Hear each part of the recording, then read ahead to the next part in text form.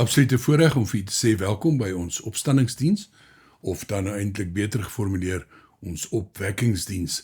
Daar word eintlik deur Paulus van die opwekking van Jesus in die passief gepraat, om die klem daarop te laat val dat dit 'n magstaat van God was, dat God die Vader hom uit die dood opgewek het. Net 'n baie interessante nuansering. Dan vir diegene wat op Facebook en YouTube kyk, wil ek net herinner dat verlede Sondag, die 29ste April, was daar 2 dienste opgeneem wat in die week beskikbaar was. Die een gaan oor die reiniging van die tempel en die vervloeking van die vyeboom. Die tweede ook oor die aanloop tot die Paasfees en waarom Jesus nodig gehad het om te sterf en wie dit is wat hom wou dood hê. Maar vandag ons opwekkingsdiens. Baie welkom. Saam met die welkom, dis lekker om partykeer die nuus te deel, veral vir diegene wat deel is van die gemeente, of op 'n stadium fisies deel was van die gemeente hier in Houersee bly, dat ons Paasnaweek 'n program baie goed afgeloop het en deur geweldig baie mense bygewoon is. Ons het 'n baie mooi geleentheid gehad donderdag aand, Vrydagoggend 'n volgepakte kerk vir Goeie Vrydag en vroeg vanoggend 7:00 ook 'n byeenkoms daar by ons gedenkmuur by die Nisse, en dan nou 9:00 ons opwekkingsdiens. Dit was 'n wonderlike belewenis om soveel mense te hê wat die dienste bywoon. En dan kan mens nou nog kyk na die getalle van mense wat dit ook aanlyn gekyk het. Ons is die Here dankbaar daarvoor, vir die geleentheid hier, maar ook die geleentheid op die internet. Kom ons begin ons diens met 'n wotum. Al wat ek wens, is om Christus te ken, die krag van sy opstanding te ondervind, en deel te hê aan sy lyding, deur aan hom gelyk te word in sy dood, in die verwagting, dat ek self deel sal hê aan die opstanding uit die dood. Genade vir julle en vrede, dit kom van God ons Vader en van die Here, Jesus Christus, deur die kragtige werking van sy Gees.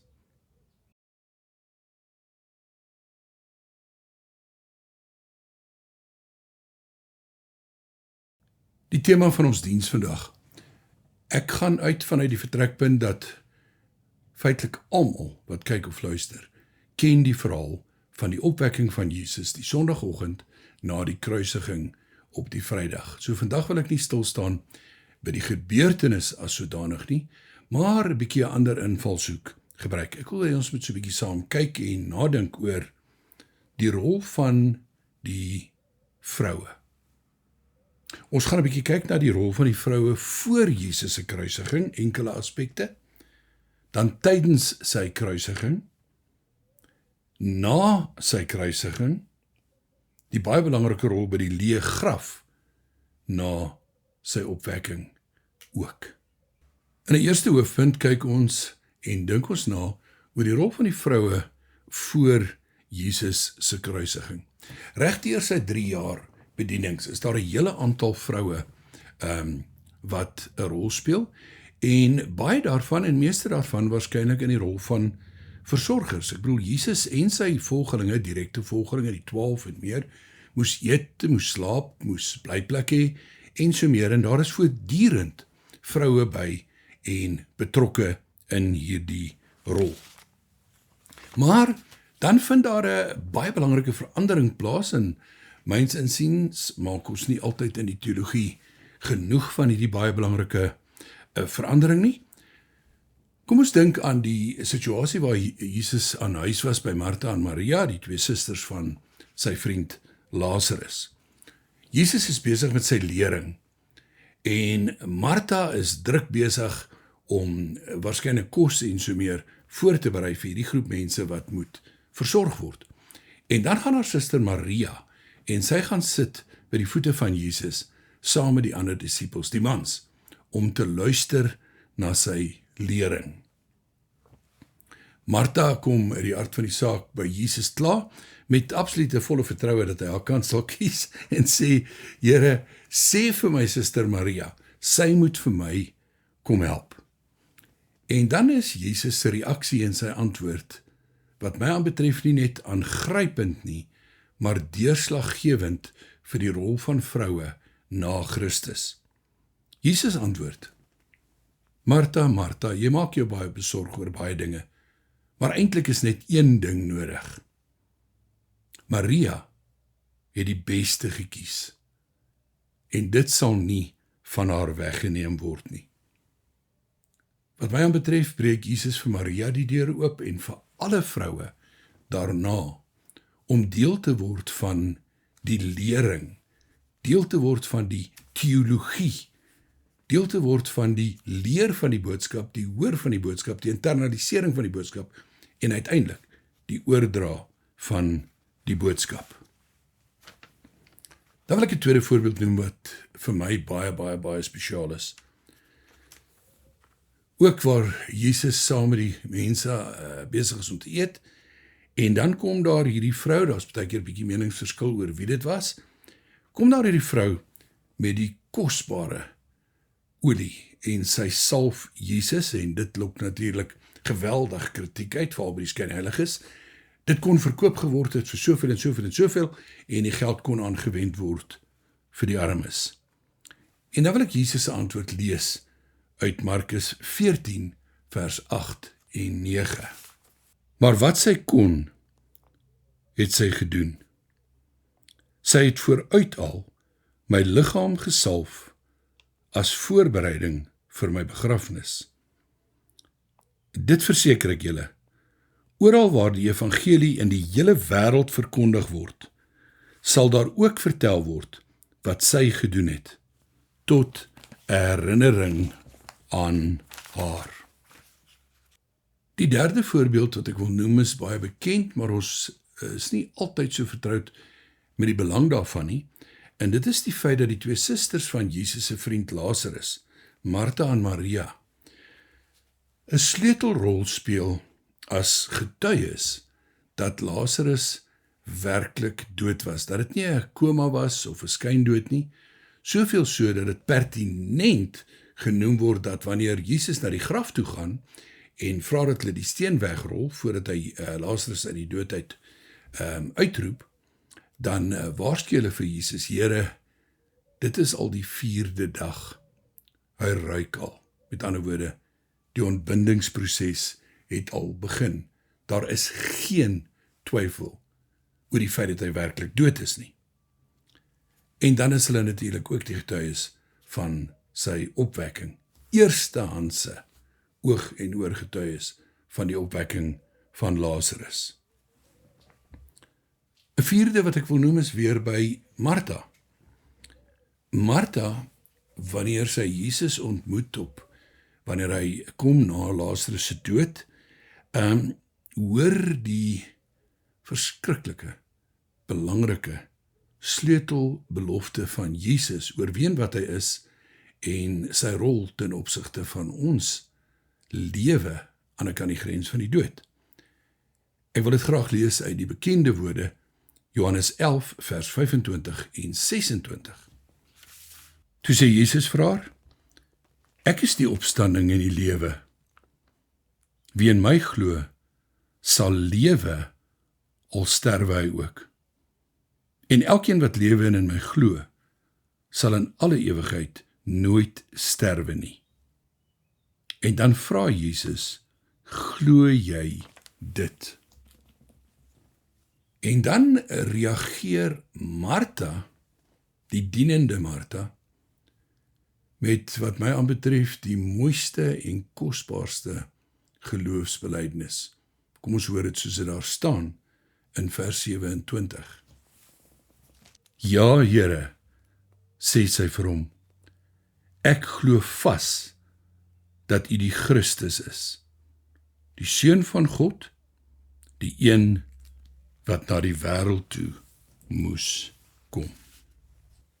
Dit bring ons by ons tweede hoofpunt, en daarvoor wil ek lees eers uit Matteus 27, vers 55 tot 61. Daar was ook baie vroue wat op 'n afstand gestaan en kyk het. Dit is hulle wat vir Jesus van Galilea afgevolg het en vir hom gesorg het. Onder hulle was Maria Magdalena, Maria, die moeder van Jakobus en Josef, en die moeder van die seuns van Zebedeus. Laat die middag het daar 'n ryk man aangekom. Dit was Josef van Arimatea, wat self ook 'n volgeling van Jesus was. Hy het na Pilatus toe gegaan en die liggaam van Jesus gevra. En Pilatus het beveel dat dit vir hom gegee moet word. Josef het die liggaam geneem en dit in skoon linne toegedraai en dit daarna neergelê in sy eie nuwe graf wat hy in die rots uitgekap het. Hy het 'n groot klip voor die ingang van die graf gerol en weggegaan. Maria Magdalena en die ander Maria was ook daar en het reg voor die graf gesit. Hulle is daar, alhoewel op die agtergrond, teenwoordig tydens Jesus se kruisiging.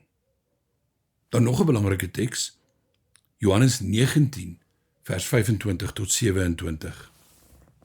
By die kruis van Jesus het ook nog sy moeder en sy moeder se suster en Maria, die vrou van Klopas, en Maria Magdalena gestaan. Toe Jesus sy moeder sien en die disipel vir wie hy baie lief was, wat by haar staan, sê hy vir haar, daar is u seun. Daarna sê hy vir die disipel, daar is jou moeder. Van daardie oomblik af het die disipel haar in sy huis geneem. Dit bring ons by die baie belangrike vraag, waar was die mans? Waar was Jesus se disipels?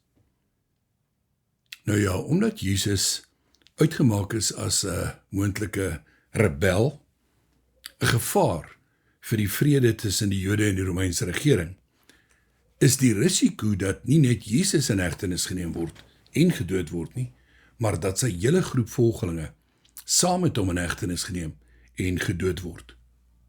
Daarom vlug hulle. Nou ja, van Petrus lees ons dat hy so op die agtergrond rondgehang het, probeer hoor het wat gebeur en so aan, totdat hy geteken is of herken is, en hy dan vir Jesus 3 maal verloon, openlik stry en sê, ek ken die man nie, later sweer, ek ken die man nie, julle weet nie waarvan julle praat nie. Maar nie net Petrus nie, ook die res, vlug as gevolg van hulle vrees vir arrestasie en die dood. Dit het natuurlik geweldige implikasies vir hulle rol as getuies, want hulle kon nie werklik oog en oor fisiese getuies wees van Jesus se kruisiging en van die feit dat hy fisies gesterf het nie. Die uitsondering is natuurlik Johannes, waarvan ons gelees het, wat saam met Jesus se ma, Maria en die ander vroue daar by die kruis was, vir wie Jesus hierdie belangrike woorde sê, vrou, daar is jou seun, daar is jou moeder. Nou die rede waarom Johannes die uitsondering was dat hy die jongste van al die disipels was, en eintlik op daai stadium nog gereken sou wees as 'n tiener, en nie as 'n volwaardige man, wat soos die ander disipels in hegtenis geneem sou word, omdat hy deel van Jesus se groep volgelinge was nie. In ons derde hoofpunt wil ek vir 'n oomblik stil staan by wat ek vermoed, en ek dink dis redelik duidelik, die gemoedstoestand en die posisie van hierdie vroue was. Ek dink dit sou gepas wees om woorde te gebruik soos magteloos, hopeloos, moedeloos, en die totale onvermoë om te verstaan, sou waarskynlik gelei het tot 'n uitsigloosheid op daardie oomblik. Na 3 jaar van saam met Jesus die pad stap, na 3 jaar van hoop, van opgewondenheid, van lering en so meer. Ek dink nie, ons kan ons indink oor hoe heg die verhouding tussen hierdie vroue en Jesus, die Messias, maar ook die lerende rabbi en sy volgelinge was nie. En dan word hy gekruisig en voor hulle oë beleef hulle sy dood en sy begrafnis. Ek wil dadelik aangaan na 'n vierde hoofpunt, en dit is die vraag, wat doen hulle? Wat doen hulle in hierdie emosionele, uitsiglose, hopelose toestand? Nou dit wat hulle doen, lyk miskien vir ons onbelangrik, maar dit blyk later uiters belangrik te wees. Wat doen hulle? Aan die een kant bly hulle op 'n afstand. Aan die ander kant, hulle bly tot die einde toe. Hulle verdwyn nie op 'n stadium voordat Jesus klaar gesterf het en van die kruis afgehaal is nie. En dan bly hulle ook vir die eenvoudige, oorhaastige begrafnis. Want is laatmiddag en as die son sak begin die Sabbat en die liggaam van Jesus mag nie oor die Sabbat aan die kruis hang of nie in die graf wees nie. En dan bly hulle vir die eenvoudige begrafnis. Die volgende wat hulle doen, klink ook so eenvoudig, maar is tog so belangrik. Hulle gaan berei die salf en die speserye en die reukolies waarmee Jesus se liggaam behandel moet word vir sy begrafnis. Nou daar was nie genoeg tyd voor sy begrafnis nie, daarom is hy haastig net in linne doeke toegedraai. Die Jode het nie gebalsem nie, maar wel die liggame behandel met reukolie, salwe en speserye en so meer. Hulle gaan doen die bietjie wat hulle kan. Hulle gaan berei dit voor. En dan Saterdag aand of Saterdag laatmiddag, as die son sak, is die Sabbat verby, maar is donker en hulle kan ook dan niks doen nie. Maar Sondagoggend, vroeg, 'n gewone werksdag destyds, gaan hulle na die graf toe. Waarskynlik met die hoofdoel om nou sy liggaam darm te gaan behandel met die reukolies. So belangrik om die laaste bietjie wat ons kan doen, ook rondom die liggaam van 'n geliefde wat gesterf het, sal doen. Ons 5de hoofpunt. Wat is die waarde en die betekenis van die sogenaamde bietjie wat hulle gedoen het? Wel later blyk dit dat dit alles uiters belangrik was om hulle die eerste betroubare getuienis te maak, of getuies te maak. Onthou nou in die Bybelse tyd, was daar nie forensiese toetse en al hierdie DNA-toetse en al hierdie ander goed nie. Getuienis het berus op die woord van oog- en oorgetuies wat ooreenstem, betroubare getuies wat daar was en ooreenstemmend getuig. Wat behels hulle getuienis? Jesus was regtig dood. Hulle was daar. Dit was nie 'n skyndood nie. Dit was nie 'n koma nie. Sy dood is ook bevestig deur die Romeinse soldate, maar hulle is as gelowiges getuies daarvan. Dan, die liggaam van Jesus is nie weggesteek nie, is nie gesteel nie. Dit is in 'n rotsgraf begrawe of neergelê, en die ingang van die graf is verseël met 'n groot klip. Sondagoggend word hulle rol en getuienis nog belangriker, want hulle sien die leë graf met die doeke wat eenkant opgevou is. En dan die belangrikste van alles, hulle, die vroue, beleef die eerste verskynings. Ja, Jesus na sy opwekking uit die dood verskyn eerste aan die vroue. Ek herhaal, dit maak hulle die eerste betroubare getuies van beide Jesus se dood en sy opwekking uit die dood. In 'n 6de hoofpunt wil ek 'n paar lyne probeer trek of 'n paar toepassings uit hierdie gedeelte maak. Lyne trek na ons lewens toe. Ek wil begin by hulle uitsigloosheid, moedeloosheid, hopeloosheid. Maar dat terwyl hulle so voel of dit hulle belewenis is, is God reeds besig met 'n groter plan. Op daardie oomblik sien hulle net die donker, die hartseer, die tragedie.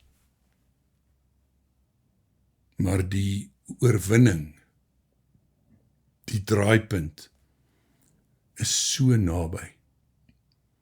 Midde in hierdie hopeloosheid, uitsigloosheid, is die oorwinning net 36 uur later, sigbaar en tasbaar.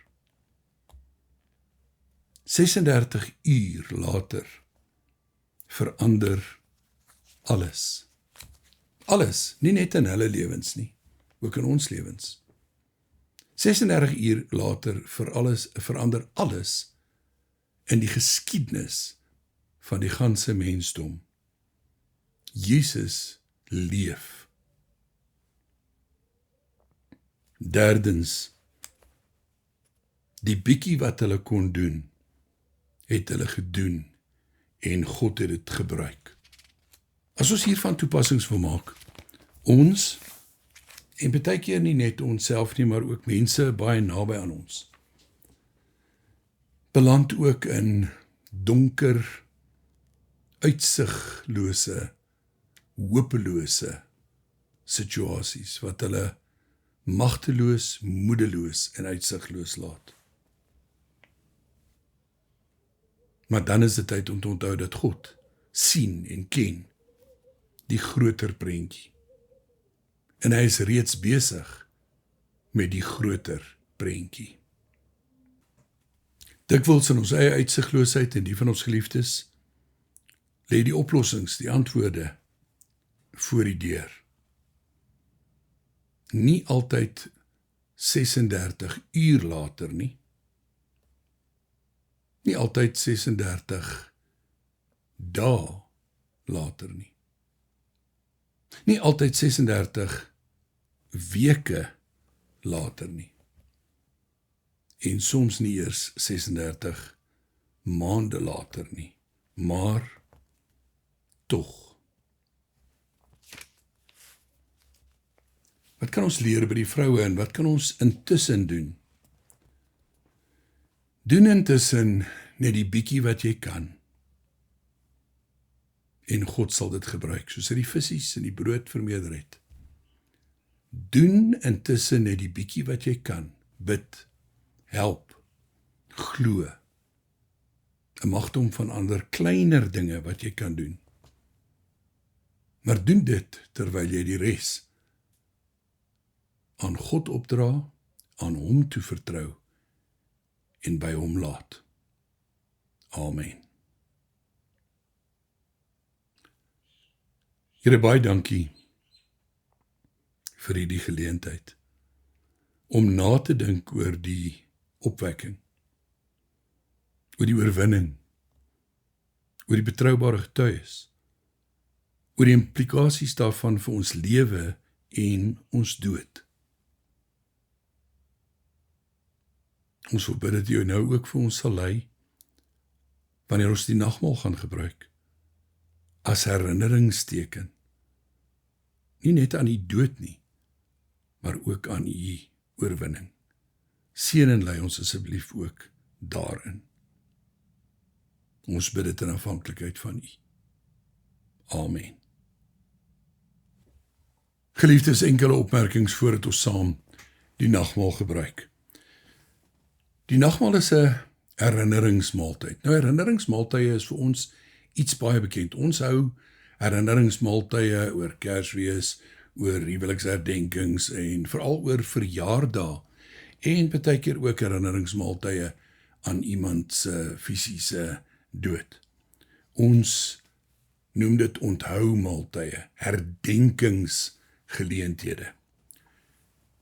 Nou ja, by sulke geleenthede is daar dikwels hartseer by betrokke. 'n besef weer eens van die verlies van die persoon. Maar daar is baie dikwels ook groot vreugdes en positiewe herinneringe teenwoordig. Nou die nagmaalsformulier sê, alhoewel ons die nagmaal met die gewyde erns vier, is dit nogtans 'n vreugdefees. En ek wil hier 'n vergelyking maak. Het dit al met julle ook gebeur, dat ons miskien 'n ete hou, om te onthou, pa is 'n paar jaar gelede oorlede, of dalk baie jare gelede oorlede, of dalk enkele jare gelede oorlede, en dan sal ons dinge sê, onthou julle wat pa altyd gesê het. Onthou julle hierdie spreekwoord van hom, onthou julle daai, onthou. Ek gaan doelbewus nie voorbeelde noem nie, maar dis goed wat ons mekaar aan herinner. Nou ek kan my goed indink, dat na Jesus se hemelvaart, sy naaste volgelinge, maar ook die nuwe mense, wat na die uitstorting van die Heilige Gees bygekom het by die groep van gelowiges, gereeld sy dood, sy kruisiging, maar ook sy opwekking sou herdenk. En daarom was die Sondag, al was dit 'n werksdag, so geweldig belangrik. Sondag is die herdenking van die opwekking van Jesus uit die dood. En ek kan my indink dat hulle mekaar sou herinner aan goed wat Jesus gesê het. Onthou julle Jesus het gesê, doen aan ander soos jy wil hê hulle moet aan jou doen. Onthou julle dat Jesus gesê het, jy moet eerder die minste wees, en jy moet bereid wees om te dien. Onthou julle dat Jesus gesê het, wie eerste is sal laaste wees, maar wie laaste is sal eerste wees. Onthou julle dat Jesus gesê het, dit is beter om te gee as om te ontvang, en so meer. En dan het hulle saam wat hulle genoem het brood gebreek en wyn gedrink, 'n maaltyd saam gehad, om ek herhaal, nie net Jesus se dood nie, maar veral sy opwekking uit die dood te herdenk. En ek is 'n bietjie bekommerd daaroor dat ons in ons eie nagmaalvieringe partykeer, en ons moet daarop fokus, maar te veel fokus op die lyding en dood van Jesus, en miskien net 'n bietjie te min aandag gee aan die opwekking en oorwinning van Jesus. Kom ons gebruik die nagmaal saam.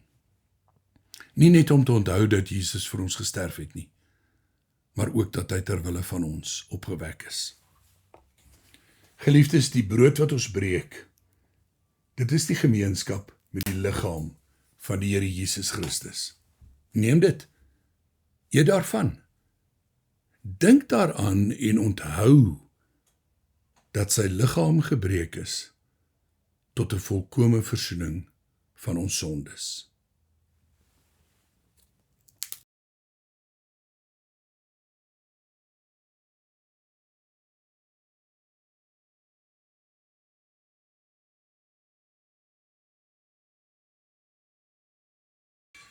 Geliefdes, die beker van danksegging.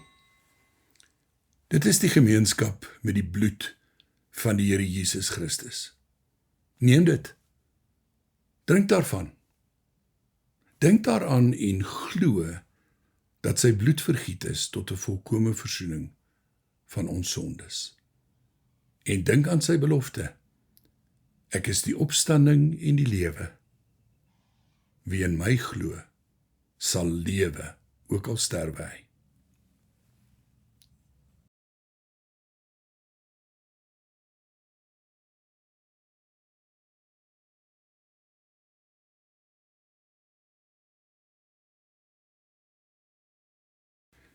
Die genade van die Here Jesus Christus, die liefde van God ons Vader, en die teenwoordigheid van God die Heilige Gees, bly by jou. Amen.